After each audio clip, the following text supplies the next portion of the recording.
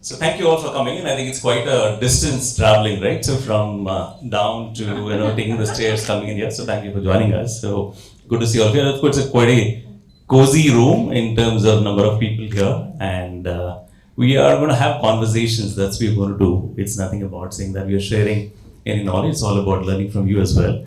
We actually want to make it a little more interactive. Normally, what happens in the panel discussion is that it's as if they're experts sitting here and we are kind of sharing our gap. That's what we don't want to do. What we want to do is have conversations. For that, we like to kind of begin with a mentee, right? A quiz. And of course, we'll have the questions coming into the panel. Second thing also is that normally the questions are asked at the end of any panel discussion. So we like to reverse it and then probably ask you to ask your questions, put your questions on the mentee before we start so that we are able to answer those questions. Probably we'll pick up questions from there rather than, you're talking about we asking questions and getting answers to that. Is that okay with you all? Yeah? Okay, lovely. So let's begin with the mentee quiz and see if how many of you are able to get the answers for it. So just give me a minute. I hope all of your mobile phones are there. Ready? Please have your mobiles ready. Yeah. Okay, so mentee.com and the code is. I think Arun, you have to help them. Yeah, I'll just share the code here. So this is.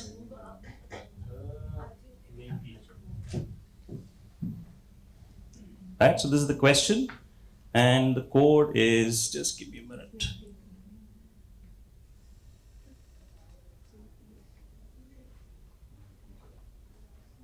So this is what we're talking about. Free gen belong to which years that we're mentioning here? But just give me a minute to put in the code. I'm sorry. I think sometimes technology is always a challenge.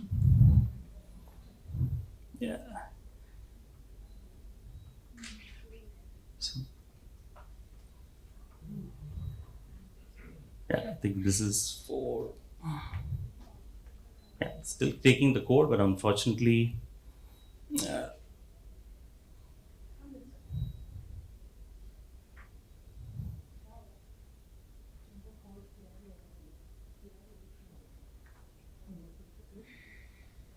okay, that's a code 611 55781. The mentee.com.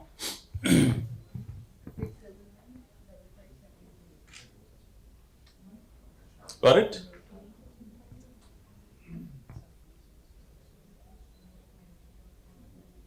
Yeah, and use the code 611 55781. You're able to get the.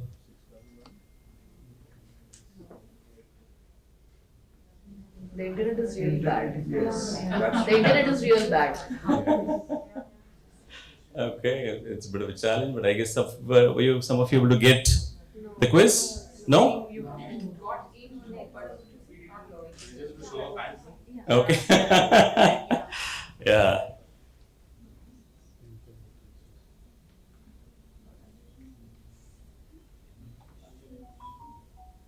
We'll go back to, or we can use a show of hands, and that's the non-technology way, and of course we will.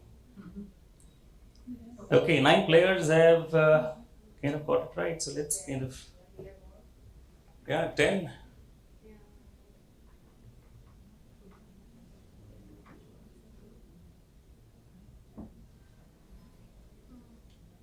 Could you share the code again? 8566. What's the code? 611. Sorry, let me go back. Just give me a minute. And this is sometimes what happens with 611 55781. I think you can just put it right down or take a picture of that. It'll be helpful.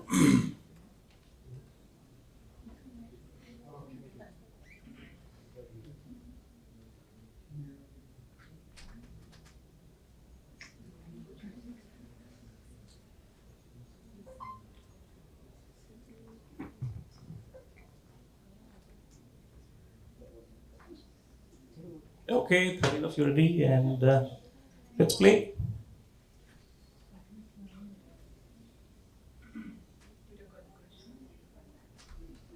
There's is question number 1. Yeah, this is number 1. Okay, so in case, I hope you've been able to answer that.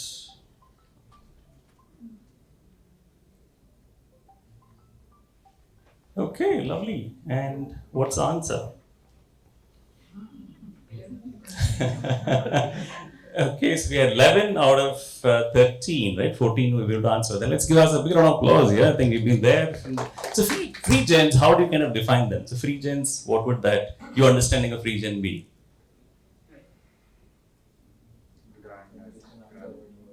Yeah. Guessing something to do with the India freedom movement. Absolutely. So people who've been kind of there during the freedom struggle or born during that time.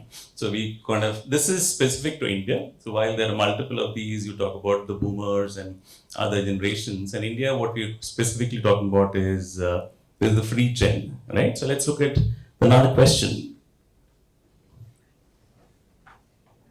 The next question. Yeah. Okay.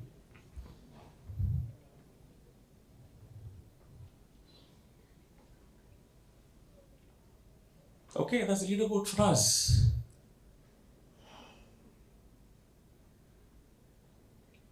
Okay, and who's RG? Lovely, let's give her an applause here. So 95 points. So lovely, thank you for that. Okay, so let's look at one more question. And the code remains the same.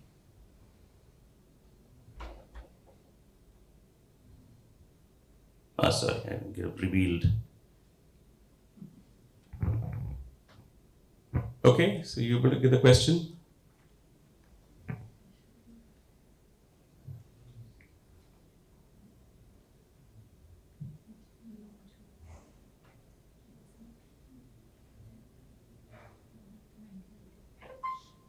Yeah, e-gens, which year? Born after 90. Born after 90. After 95. Okay, we'll also look at the reasons. That's why everyone is voted. Lovely. So let's look at. Okay, so yeah, so that's the right answer. And I think 8 of us have got it. And let's see who are the winners.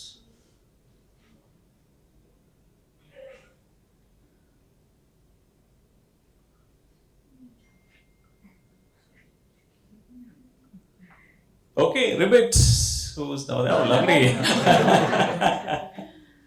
Okay, so GRV is sitting in front, and of course, handling HR with retail, Reliance, and yeah, so let's give a bit of applause to GRV. Yeah, fantastic, thank you. So this is what we are talking about. This is the different generations. Yeah, so we're talking about free gens. This is specific to India, which you're talking about. 1945 to 60 is the free gens. Gen X is 61 to 70. Then you're talking about E-Gen, which is 71 to 80.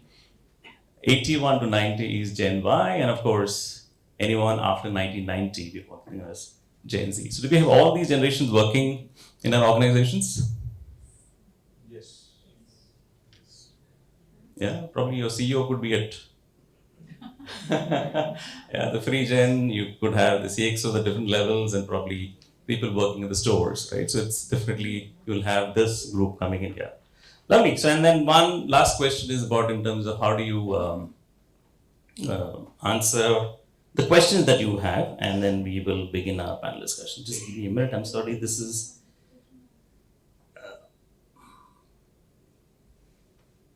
So the next one question, what are the questions you have that you like to ask us is where I'll.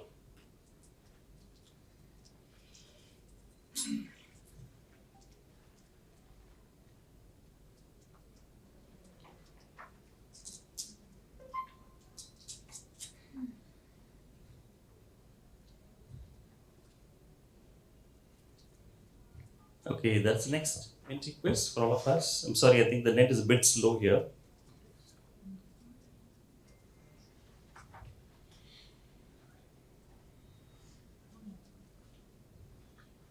What are the questions for this panel? Okay, I'm going to present it here, and of course, we'll try and answer from here.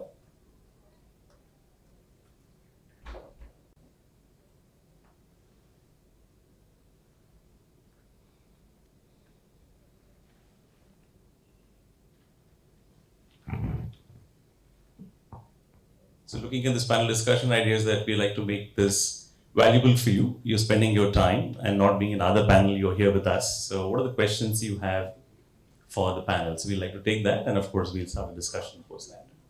Yeah, so go ahead and put in your responses. You have the code there, which is 33780230.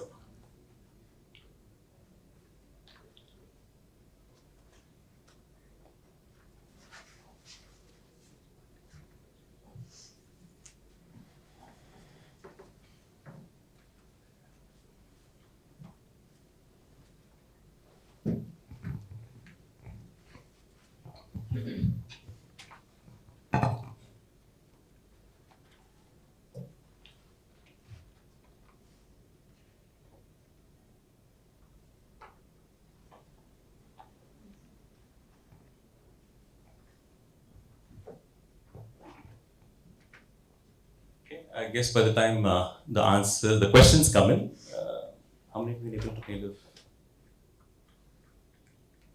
Alternatively, we can just. Yeah, if you have any question that you'd like to begin with, or is there a burning question you'd like to ask the panel, and we can begin with that, and of course segue into the rest of the discussion. So is there any question anybody wants to kind of ask? Yeah, so here we have. First one, which is, can organizations move to the age tenure agnostic leadership opportunities and decision making? So that's one question. If you have more questions, we'll be happy to take that. We talk about different generations. So we spoke about different generations before the start of this entire session, and specifically to retail, we have the generation XYZ, whatever you want to call it, the new generation, which has been here. And for them, everything is like, I need it fast, right now. Okay. So wherein we say that, okay, fine, you have to be tenured, you have to spend certain amount of time for the next level to come to you. You have to get yourself trained. But they want everything fast. If not, okay, they are saying tata bye-bye to you and they're going to somewhere else. So how do we deal with this? Like, how do we deal with this generation saying that, okay, you need to learn, you need to grow, and you need to spend that amount of time. So that would be my question. All right, lovely. Thank you very much. So that's Amrita. And is anyone from the panel like kind of answer? Thank you. Thank you for the question. Your name is? Amrita. Amrita, thank you. So even before I answer your question, I think we as organizations also need to change. We need to be more specific. If the person has the skills, is he skilled ready for the role? Just see the readiness of the role and not the tenure or the age or anything. So this question that first came up, I think our thought process also needs to change as organizations, that don't put a criteria of 18 months or 24 months, whatever mostly the companies put in. Say that these are the skill sets required for this role. Do you have it? And have a nice assessment center or assessment process designed where you will be able to gauge whether the person is fit for the role, rather than putting a tenure or age, like you say. So even if the person is 6 months in the system, that person can be brilliant, right? He can pick up more faster than a person who's here for 5 years and can deliver better. So we ourselves sometimes restrict, that we want 18 months or something. So we had recently a case in our organization that this person is not completed 1 year also. How can you pick this person as a trainer? He has those skills. He's done that earlier. He's a YouTuber. Why should I not take him? Right? He's already got that influencing skills. He can build people. Offline he's doing it. Today he'll do it online. So yeah, these conversations need to happen. I think it's a good question that you raised to start with. Yeah, I think, it's very important. One, I believe, okay, I didn't know I was so low on voice, but I think I believe that stereotyping people to say that Gen this or Gen that has this issue is, I think, one, incorrect. We're then stereotyping and probably creating more problems for ourselves. A Gen free will be like that, and a Gen Z will be like that, and all generation people will want instant gratification if they are conditioned that way. And therefore, one belief that we should all go with is everyone wants a purposeful, meaningful employment. They want a good career, whatever generation they are, and they're willing to put in that effort. I don't think Gen Z wants instant gratification. They're looking at purpose just as I did. They're looking at meaningful work just as I did. It's just the days and times have changed, and therefore the pace has changed for everyone. I cannot relax, neither can the Gen Z relax, right? And therefore, I think we have to, as an organization, change that pace and rigor for everyone across and facilitate whoever needs that gearing up. It's not really specific to a generation, is my belief, and that's how we create inclusive organizations. Otherwise, you create that diversity but don't make them inclusive when you go with these thought processes. And that brings me to that question of, can you move to a age tenure agnostic leadership? I think it's really need of the hour. We're getting so much caught in that whole thing of Gen X, Gen Y, Gen Z, that we're forgetting that finally work needs to happen, and whoever delivers best should get opportunity. That's my take. Yeah. I think just to add, and I can't agree more, I think this tension that we have created between various generations is too whimsical. And I think too much has been said, and we're sometimes oversimplifying or underlaying the actual issue. I think for me, it is, are we ready to lose somebody who's trained even for 6 months, 9 months, just because I can't give him something more that he's asking is a bigger question that I'll ask, rather than looking at his tenure. So I think we all are moving in the right direction. I think times are changing, and I think HR people needs to change, and I think I can see the change happening. So my 2 bits on it quickly. I think Sumit also spoke about non-linear career growth in the morning address, and my personal perspective is I think a lot of times organizations or HR teams end up keeping a guard or having like a fail-safe saying here 2 years an employee has to work, then only he or she can grow, because they don't want to have those difficult conversations with employees who are not getting the growth, right? If you are open and saying, okay, this is the reason why XYZ got growth and you did not get that growth, I think those conversations become a lot more open. The employees will be a lot more accepting of it, and hence maybe we are trying to protect ourselves somewhere, saying you need to complete 2 years, everyone needs to grow at a certain pace, in a typical PSU way of growth. And the more we are open in having those conversations with employees, the more accepting they will become of out of turn growth happening for someone and not for everyone. I think it will be a lot more easy for employees to start accepting it. And that I think is still a gap at least from my perspective in my organization, that is a gap. And hence we still have this concept of saying minimum 9 months, then only you're allowed to sit through a talent development program. Hence, only after that you'll be able to grow. But the more and more we keep getting in employees who are, to Deep's point, just a slight disagreement. Gen Z don't want instant gratification; they wanted gratification yesterday, right? So they are impatient. They want that growth to happen. And the more and more we get those employees who are looking for faster growth, we will have to keep changing our ways of also doing things. And I feel that one of the things which you really need to change is have more open, transparent conversations. Actually, I also want gratification yesterday. Trust me. No, just to kind of add a little more here, so that the question is, are we clear as to what is the purpose, right? So have we been able to help people discover their purpose? And then it doesn't matter, so what generation do I belong to? Right? So if I am actually in an organization, it is kind of connected with the purpose that I believe in. It doesn't really matter, right? And that's where I think it's important that the diverse workforce which is there, we all kind of aligned. Right? So we call this something like a VAE as a process. Is there a vision? Is there an alignment? And then execution happens. So one of the key things here is how do we get, and that's again the role of the HR, role of senior leadership to say that, can we have a shared vision?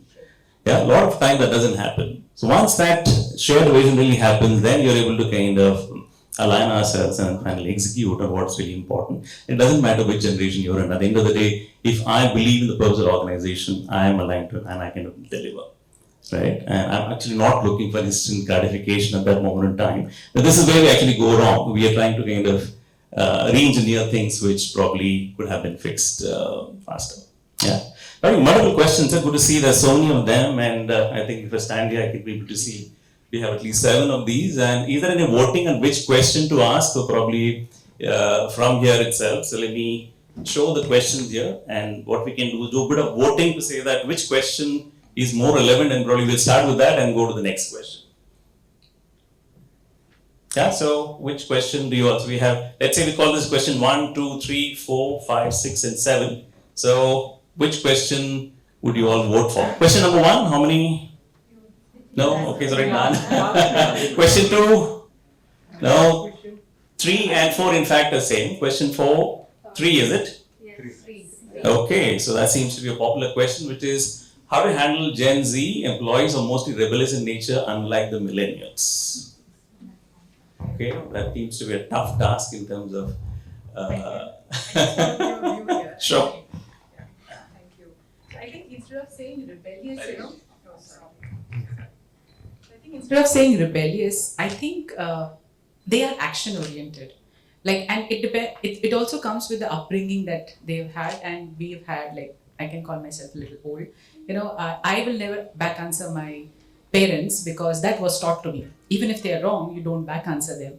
But that's not the case with my kids. I have taught them if it is wrong, you have to tell me. So I don't try. I would not agree with the word saying rebellious, but I think they question you. And we may be not used to it, but I think that's where we are going and that's the generation. So I just wanted to add my point of view over there. I don't feel they're rebellious actually. I also have a 20-year-old and I have an 8-year-old. Again, there is a generation gap there. So they ask the right questions and I have to answer them. I have to be prepared. So that's my take on that actually.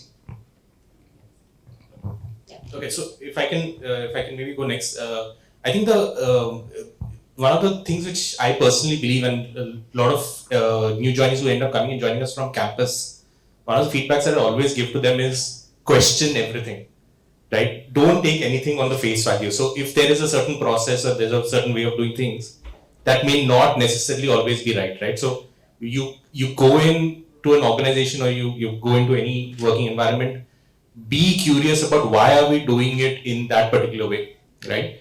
And question saying, is there a better way to do it? Can I propose that better way?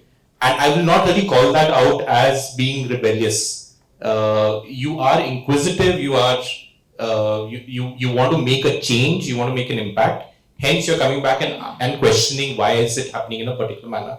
That's not rebellious. That's exactly what we want from a new joinee coming in from campus. Come out with a fresh thought process, right? That's one of the reasons why companies go to campuses and hire. So, assuming a lot of Gen Zs will be coming in from campuses, I think it's a welcome change for most organizations. It will just get us also to get out of our comfort zones a little bit.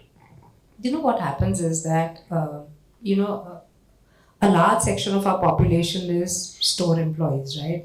80, 90, 75%, depending on what kind of industry you are in retail.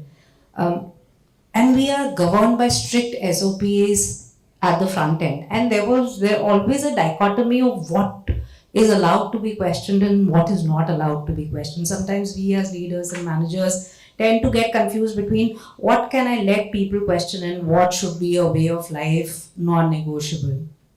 And for us to have an organization which is a balance of, a good balance of, being able to question and being able to not question, we must know what is sacrosanct and pass that information on to people adequately, appropriately, so that they don't question the non-negotiable, right? And yes, there will come a time when non-negotiable also gets questioned, but finally organizations are in life cycles and leaders at the helm know what is non-negotiable at that point in time. I think our job as leaders is to be able to distinguish that if chicken is to be marinated in a certain manner for 10 minutes, it better be done for 10 minutes and not 10.01 minutes, right? That's how strict SOPs can get.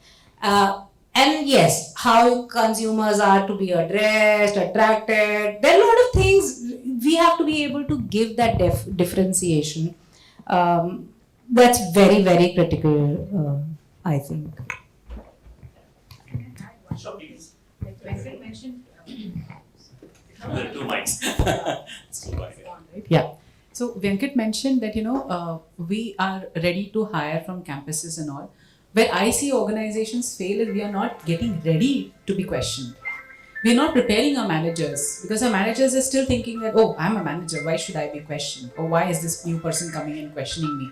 So I think that is also part two, where we need to get our managers ready to listen to those questions patiently and take it in a good sense and answer those, or take those suggestions and experiment. So And one more thing, I think hiring right. If you are an organization doesn't want to get questioned, then hire people who want question. Get your hiring right. And if you are wanting to be in that innovative space or have a function that calls for being questioned, hire for that set of people. I think as HR, we need to be able to differentiate what we get into the organization, for what role, for what function, at what level, and what kind of rebel, so to say, do we need at each level. I think that's hiring right becomes absolutely critical. So a lot of new age companies just have this role called the chief disruptor. And again, Silicon Valley specific, so far I don't think it's come into India too much, but the chief disruptor is supposed to be someone who's just going to come back and keep asking those difficult questions, right? And maybe that's like Deep was saying, it's a culture which has to change, and the more you become accepting of the fact that hey, you are going to get people to come in and ask you those difficult questions, the more accepting you will be, the more open you will be about getting those employees into the organization. I think, like the other day, and somebody asked me, one of these HODs asked me, Manashi, get me a brilliant job. So I was like, okay. So I think again, like how Venkat and everybody is again, I think saying the same thing. It all depends upon the culture. It all depends upon where you start. Because if you get the hiring right, that's where it all begins. I think you are able to kind of control this narrative to a large extent. So I think I think it can't be one size fit. You have to get all kinds of people to your organization. And again, I think the overgeneralization of this generation is something, it really makes me nervous because going back to what you said, I also want instant validation, I may not be, young, but I wanted yesterday as well. So I think there is an issue with this generation and the way we classify. And I think there is an economic angle and there is a attitude, there is a socialization that happens with generation. But having said that, I think all of us want the same thing at work. So that's where I think it all... Absolutely, the culture as well. And I think one of the things we probably, if you've not look at the Hofstede model in terms of the culture itself. So one of the things that we have in India is about the power distance, right? So there is the hierarchy. So I'm not sure how many of you, or if you're born the Gen Z, have heard of something called the ration shop. Anyone heard of this? So our generation, we actually will be standing in the ration shop to get essentials. I don't think this generation has seen that. Each generation is slightly different, right? Because of the access they've had with people, the opportunity that's available. And of course, post-90, we've had liberalization in India. So there's a lot of different things which are there. So probably my son is 17. I don't think he has ever seen a ration shop or heard of a ration card by itself.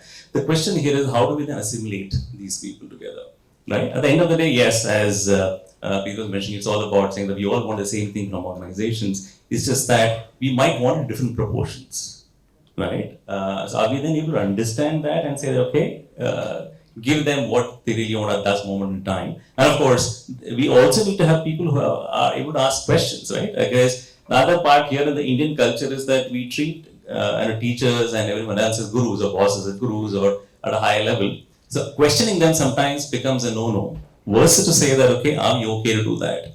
But at the end of the day, it's all about, if you have your store manager, the CEO, he or she is easy open to questions, right? Are we also then say that, are we listening to everybody and also listening to people who are silent? Yeah, they might actually add a lot of value there. So that's the key. It's all about how to become more of an inclusive leader. I guess these are questions. Again, not easy thing to do. We might talk about all of this together, but to live it is not easy at all. Okay. Lovely. So I guess somebody, you have a question to ask? Yes, yes. I have a question to add on to the discussion which happened. Supposing someone is agreeing to the non-negotiables, like that person's aligning with the kind of basic value systems, then if that person is questioning the way some things are happening, how as HR do you communicate that to the leadership, and then leadership as in whoever is collectively responsible to make the decisions, and then how do you actually make sure that it gets implemented, or at least the person who's raising the questions gets convinced by some objective logical explanations that this is the reason why this approach is not working. Very beautiful question. I think a lot of us leave the last mile out of our whole, when you have such conversations, closing the loops with people, when you allow people to question or not question, closing that loop with people is very, very critical. And I think HR plays a very, very critical role in being able to close that loop, because otherwise people tend to feel alienated. How one does it, every organization has their own ways and means of doing things. I don't think there is one way that kind of facilitates the closure of a question being raised or a suggestion being taken. A lot of organizations have idea schemes, suggestion schemes, when you want to make it anonymous to give that comfort to people. Sometimes organizations that have open culture allow for example, we have town halls where our CEO is actually going to take the most difficult question, and those town halls are open to all store employees. We do a webcast, and everyone, all 12,000 people are welcome to log on to that webcast and attend that webcast. And they are open to asking any questions, and the mandate to the CEO, and that's my job as a CHRO, to ensure that he takes up all questions unanswered during the webcast are then shared with the group at large and answers are given. And there are very embarrassing questions, some of them. For example, there was a point in time when we had stopped meals to employees. We are a food company, we stopped meals to employees. They kept on asking for 3 years in a row, they kept on asking us for meals, and we kept on refusing blatantly, apologizing, saying that we are sorry, we cannot give it, but that's where we are, right? And therefore, closure is very important. How organizations do it, I don't think there is one way to it. Multiple organizations will have multiple ways, but you fall flat with your whole cultural ethos if you don't close it for people. So I think a very good question that you asked. All employees want to see their leaders vulnerable. So suppose in a town hall a leader is unable to answer the question, or not the question or not the answer the person is looking, and then owning it and accepting it and we'll do better, I think goes such a long way. So I think vulnerability in leadership is something which is less spoken, and I think we can do so much more in that. But yes, I think there is no script, but yeah, it's a beautiful question, and yeah, I was just thinking how we can do more on that. So good, thank you for asking. I couldn't agree more with you, Deep, because closing the loop, and every organization I go, this is the mandate I give to all my HR business partners. You connect with the people, you get me what they have asked, and I want to ensure that you close the loop with that employee, with that team, or with the managers, because that helps us build trust, right? That as HR or as managers, what are we actually answering their questions? So in any format, like she said, format could be anything. Sometimes you could send an email, sometimes you could call those set of people again, tell them that this is what you asked and this is what we are able to do. This is what we are not able to do for this reason. Or maybe right now we're not able to do. So as HR head, I have always practiced that, and trust me, that helps me build the capability, the trust within my team as well, that this HR team will help me. So this closing loop is definitely very important. So very good question, and I think trust is built on that with the organization. But hand on heart, we don't even close communication on people that we want to hire, people who get rejected, people who refer, they take out time to refer candidates.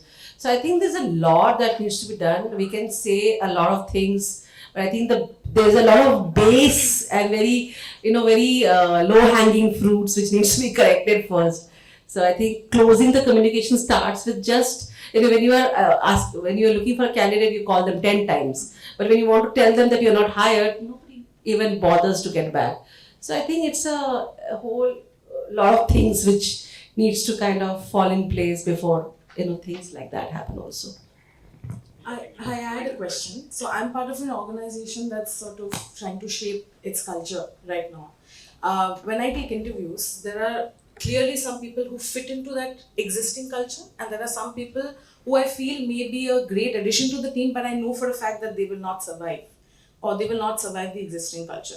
So going back to your hiring, first step of hiring, how do you suggest, especially for an organization that's shaping its culture right now, how do you go about that? How do you decide that, this is something that I can do without and this is something that I need?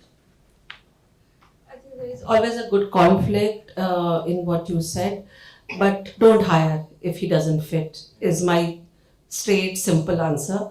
But again, culture is dynamic. As you said, you're growing. So you might have 6, 7 values, and each year you kind of, something jumps out of that, right? And you want to kind of take that piece or that value head on.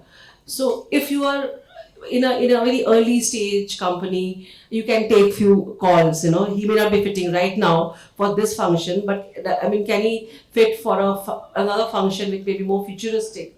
Because every function will have their own journey and their own growth in the company. So there is no right or wrong. But yes, if the person doesn't fit and instinctively we know that, I would say don't hire. In today's day and age, where there are a lot of startups which are there in the industry, in the market, most of their culture is evolved over a period of time, and that evolution is going to happen in a certain manner. You can't force fit a culture into any organization, but anytime you're hiring, to your point, the employee needs to fit the organization and not the other way around, right? So if the employee is not going to fit the culture of the organization, eventually he is going to leave. Your early attrition, infant attrition, etc. He's going to stick out like a sore thumb. There would be dissatisfaction, and that's going to spread across the organization for every single person that he goes and interacts with. Both within actually as well as external. If you're talking to customers, then that dissatisfaction ends up spreading to them as well. So the employee needs to fit the culture of the organization and not the other way around. I think that is a very clear mandate as far as hiring is concerned. I have a slightly different view. Like, we are currently going through a transformation, okay? So hiring is tough. My take on this is, when you find a person who is culturally fit maybe right now, you can actually talk through that person and try and understand, is that person ready for a change? Give them the picture that we are going through this change. Are you in for it? Because that's very important, right? And I don't think in half an hour, 1 hour, we are gods to get it right. But it's very important you convey it to them. So if he's ready to accept that challenge, he or she, then it's, he's on board. He or she is on board. And also, if the person is futuristic ready, again, tell them that this is the current culture. You will face these challenges. I think assessing if the person is ready for change is the key for you right now to hire. Because otherwise, we might fail. You might hire somebody at current culture. When the change comes, that person might leave. And it could be vice versa. So you will be stuck in between. So I think you should check if the person is ready to change. That's very important. And give them the right picture. Be very truthful to your candidates. Because trust me, if you can connect with your candidates, these connections go a long way. I have my people. I'm not a very good TA person. I never enjoyed that part. But I know some people who are in this TA function only for years, and people really connect with them after years also. I can take her name. Her name is Sudeshna. She's with ENY right now. People call her and she also has those connects. Oh, I know this person is here, very good. So connect with the person, and that person will value, and you will also get the right fit inside the organization. Human beings largely don't change. So I don't know. You want to hire somebody who is not fitting your culture, and you want to take a pun, thinking he will change. How much? The right picture, because it's a very. We have to also change as an organization. If she's saying that my organization is going through a transformation, like we are currently, so we had to think about that. What do we want to hire today? And this is what we. So that's where the difference between traits and behavior come in. Traits are unchangeable, and behaviors you can change. So I think that goes into a whole different genre, and your ability to do a very good behavioral interview. It all comes back to whether you see, hiring is it's not so easy. I think it is the toughest job. And I think most of the people who are involved in hiring, they are not trained. they don't know how to hire. And that's where also another problem begins. And then the entire HR department is correcting that problem. So I think it is a complicated answer, but yes, there are different views to it. I was just saying that I think when you're growing, you're in really fast pace, just hire right. Go by what right now probably is not the time for you to, as HR, what you should be able to give to your organization is right fit. So give that right fit, whether it is competency, whether it is culture, whether it is functional. Sorry, my bad. I'm sorry. So give the right fit to your organization. I think That will bring a lot of joy to your function. So I think we have a question in the back, and probably we have about 5 more minutes to go. Yeah, okay. So, good afternoon, panel. I just have this question. Right now, you were just adding on to the culture fit, right fit, and everything. Now, we are from a beauty and retail startup, beauty and wellness. So, there are a lot of applicants from the queer group as well. And the thing is that I feel currently my organization is not ready because most of the employees from the background come from tier 2, tier 3 cities, and they are not very open. Now, because of that, it's again a conflict that we are adhering to equal employment opportunities. Again, when we onboard the person, whether it's culturally fit, how to build that kind of culture or inclusivity? How do we start that kind of culture is my question to you. I'm sure you had a panel just before this, and we were discussing as a panel. Your training really takes you a long way.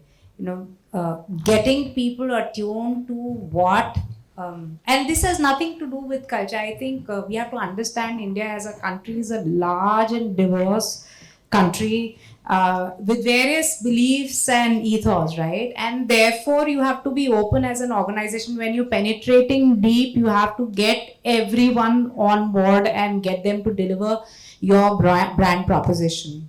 And training can do the trick for you, do that magic for you. If you've got a well-woven, well-crafted program, you'll be able to turn everyone into an ambassador for your brand. It's just how you're able to focus on your training and the learning journey of those new boys and girls that you hire. They'll be able to pick it up quickly. I think training does the trick.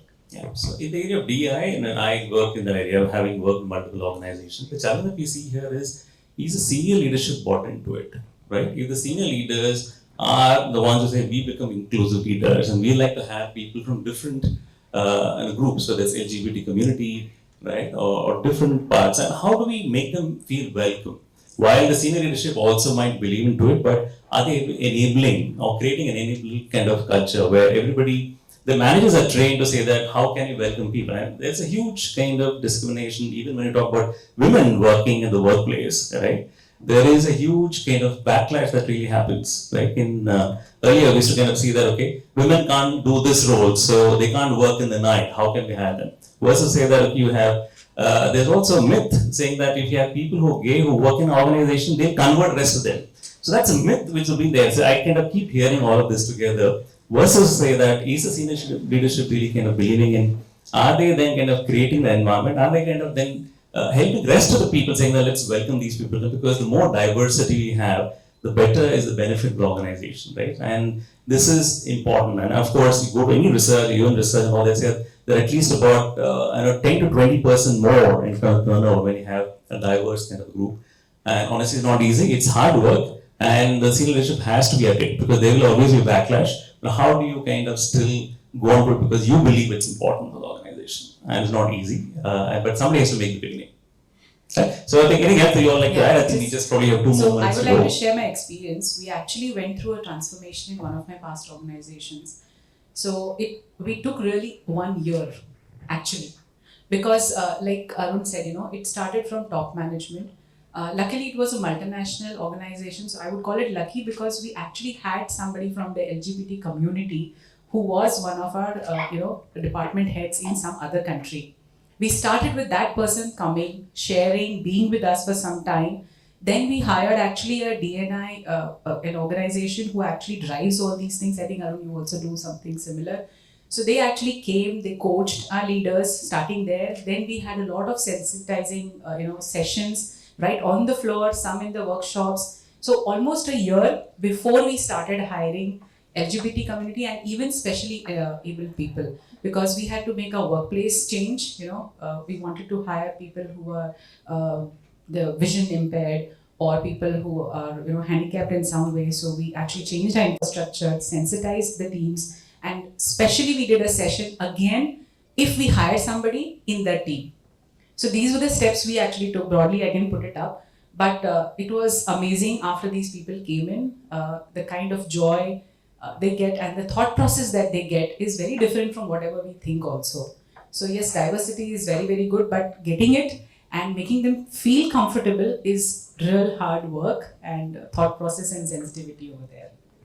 I just want to say quickly, that our actions, our thoughts, and our behavior is an everyday struggle. So there are people who are observing us. It's how we interact with somebody who is, meeting us for hiring or a question or on the floor, in the washroom. I think it's how we come across is where you're, whether you're inclusive, how diverse you are, is what actually where the rubber meets the road. So while you will have all of these lofty things, but again, it has to be harmonized on the floor. So for retail, I think, while we have all values and culture very well etched out, but it's on the floor how you're behaving, how is the leader interacting. That's where you need to control it. If we can do that, I think half the battle is won. I mean, the culture is what is all about saying that who are the people getting promoted and who are the people getting fired. That's a one-line definition of the culture. It's all about are we living what we kind of talking about, and that's critical. And normally, it's difficult, because we are not owners who are running the organization. We just employees. A lot of times, you say, okay, itna salary mila, this is what I'll deliver. Versus say that, am I someone who is for the long term? That honestly doesn't really happen. And I know it's a long kind of journey, and probably at least some organizations can become beacons for this journey to begin. Right, so I think you almost run out of time that's available. The question I have for this team is that, did you feel inclusive as a session out here? Was it inclusive for you guys? Yes.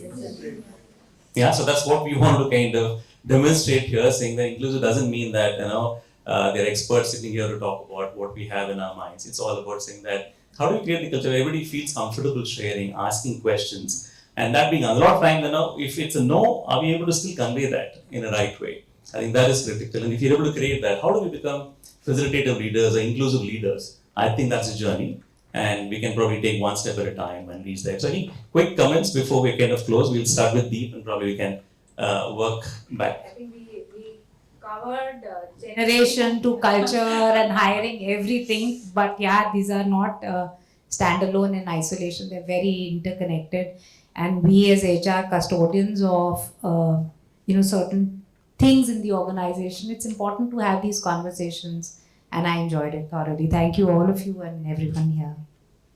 Yeah, Preeti, any last thoughts? I think it was a wonderful conversation that we had between all of us and amazing questions.